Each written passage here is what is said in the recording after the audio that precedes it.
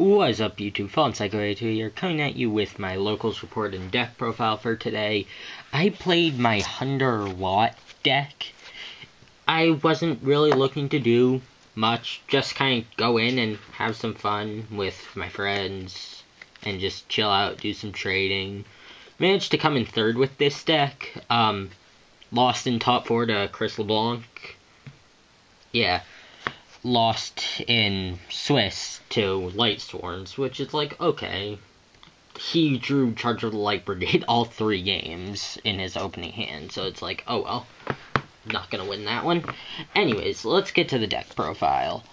3 Thunder Seahorse. This card's like the heart and soul of the deck. It searches everything else out that you need. It can even search, like, depending on your hand, it can go Thunder Seahorse, 2 more Thunder Seahorse, and spend the next 2 turns just generating a ton of advantage with them. But you only want to do that if you opened really, really dead. So, you have the 3 Thunder Seahorse, searches everything else in the deck. 3 Hunder gives you an extra normal summon, free Xyz plays. 3 Hunder, more Xyz plays, and 2 Hunder for her recycling ability.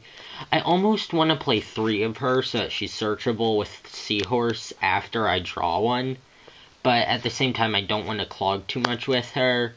I don't know, I'll definitely test it at some point. And that was the Hunder engine. It generates a lot of advantage, creates lots of Xyz plays, can dump 3 to 4 potentially Xyz monsters on turn in 1 turn. On field in 1 turn. Then I played 3 Watt Cobra. This card's good. It's just like, it's a free +1. It searches itself, and it can search other stuff. It's a Stratos, basically. And it just does work. Like, there have been times where my opponent just has, like, a bunch of life points left, and I'll just cycle through my Watt Cobras, dealing him damage, and he'll just lose because of that, because I can stay on my back row, or just let the Cobras die. And then, 2 Watt Draft. Draft really put in work.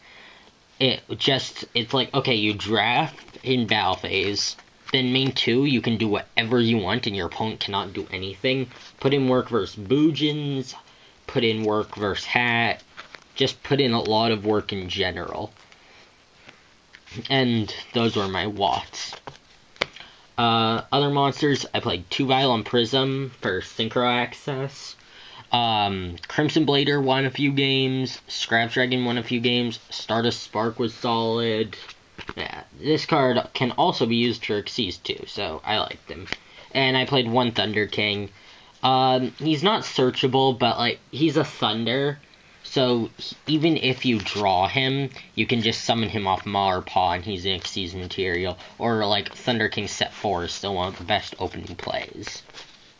That was my monster count. I played 11, 16, 19 monsters. I've been playing a lot of high monster count decks lately, and I don't know why, but it doesn't matter. Spells, 3 Recycling Berries. I know a lot of people play 2. I like 3 because it's like the best top deck ever, and it's just a really good card and creates so much OTK potential. 3 Paw of Duality. This card works very well with Thunder Seahorse, because it's like, you can't use your special summon, but that's fine. You just, like, will go plus, grab a back row, and just sit for a turn, and you'll be fine.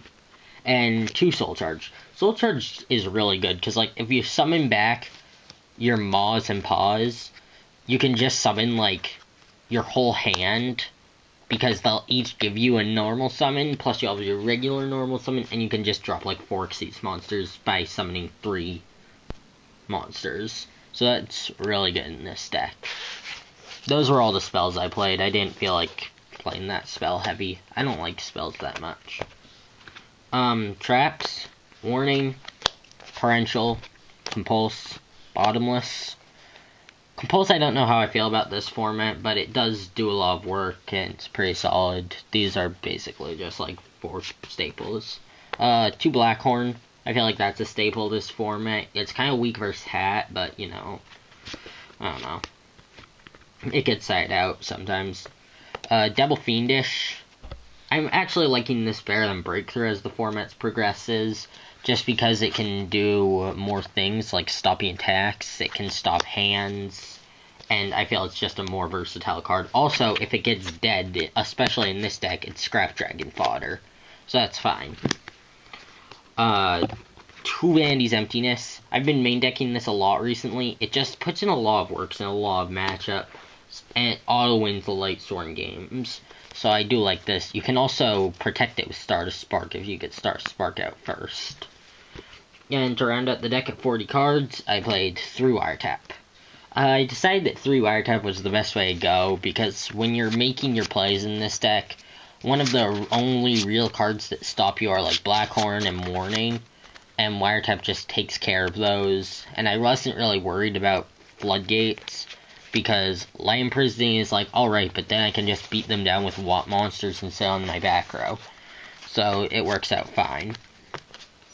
Extra deck. I played 1 Starliege Paladynamo. Almost want to play 2. He's really good. 1 Omega. Omega's good. Like, your opponent sets 5. If you think they have a Warning or Blackhorn down, like, you don't always want to risk him unless you can make Draft and then make him main 2. But he's a really solid card. Bujin Tsukiyomi. This card puts in a lot of work, surprisingly. Just, like, the free draws is really good. Like, you can dump an extra Hunder or Watt, set all your cards, and just take 2 draws. If he survives, it's a +1. I really like him in this deck. Other Xyzs, these are just, like, the ones that just only lights can make them. Honor Arc, Exciton, Diamond Dyer, Emerald, Black Ship, Dweller, Rhapsody and Berserk. I think this is a really good card. Ragna Zero, and Cowboy. And I played 3 level 8 Synchros. I played Scrap, Star Spark, and Blader. Star Spark is actually better than Stardust in this deck, because Prism can equip to it and won't just die when you use its effect. So, that's why I played that. Crimson Blader is auto-winning a lot of matchups. It won me some games versus Lightsworns. Yeah. Side deck, 2 Maxi. This didn't actually get brought in a lot. 2D Crow. Deals with a lot of stuff. That's monsters inside. Spells, 3 MST. This is more like, I bring this in game 2 to deal with Floodgates. Also deals with decrees that get brought in. And then 1 Soul Release. I think I actually today played 2 Bujin, 2 Lightsworns in Swiss, and played Hat in top 4.